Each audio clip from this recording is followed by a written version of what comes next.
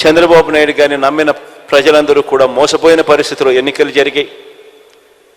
2019లో మళ్ళీ మేనిఫెస్టో అన్న అంశం మీద వచ్చింది. 2019లో మనం మేనిఫెస్టో తీసుకొచ్చాం. కేవలం 2 పేజీల మేనిఫెస్టో తీసుకొచ్చాం. 2 పేజీల మేనిఫెస్టో. ఎందుకనంటే ఆ మేనిఫెస్టో అనేది ప్రజలకు గుర్తుండాలి, మనకు గుర్తుండాలి. ఆ తర్వాత అధికారంలోకి వచ్చిన తర్వాత ఆ మేనిఫెస్టో మనం తీసుకొచ్చేటప్పుడు కూడా నేను నా పాదయాత్ర సందర్భంగా ఈ మేనిఫెస్టోకు సంబంధించిన అంశాల గురించి మాట్లాడుతూ ఉన్నప్పుడు కూడా మన పార్టీలో ఉన్న వాళ్ళు కూడా కొంతమంది నన్ను అడిగారు. నాకు ఈరోజుకి కూడా గుర్తుంటుంది ఎప్పుడైనా ఇటువంటి మాటలు అయితే. అప్పల్ నర్సయ్య అయితే నాతో విజయనగరం జిల్లాకు పోయినప్పుడు, అప్పల్ నర్సయ్య వచ్చినాడో లేదో నాకు తెలియదు, కానీ ఇక్కడ అప్పల్ నర్సయ్య అన్న మాట నాకు గుర్తుంది. అన్నాడు, నాతోనే అన్నాడు, ఇవన్నీ సాధ్యమేనా అని. అప్పల్ నర్సయ్యతో నేను అన్నా, ఇవన్నీ ఖచ్చితంగా చేసి తీరుతామన్నా అని చెప్పి.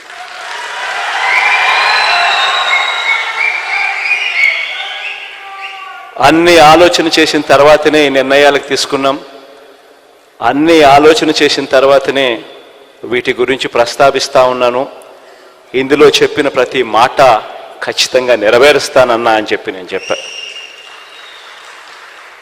ఈరోజు 5 సంవత్సరాలు మన పాలన తర్వాత 2019లో బహుశా రాష్ట్ర చరిత్రలో ఎప్పుడు గతంలో చూడని విధంగా ఏకంగా 151 స్థానాలు, 175 స్థానాలకు 151 స్థానాలతో అధికారంలోకి వచ్చాం. 25 స్థానాలకు 22 ఎంపీ స్థానాలు గెలుచుకుని అధికారంలోకి వచ్చాం.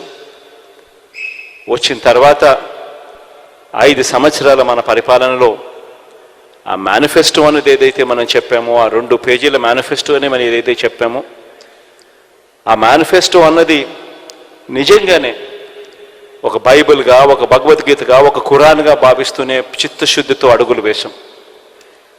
ఈరోజు 5 సంవత్సరాల తర్వాత గర్వంగా కూడా ప్రతి క్యాడర్లో ఉన్న ప్రతి ఒక్కరూ, రాష్ట్ర స్థాయి నుంచి గ్రామ స్థాయి దాకా కూడా ప్రతి ఒక్కరూ కూడా గర్వంగా వెళ్ళి ఎన్నికల ముందు అక్క ఇది చెప్పాం,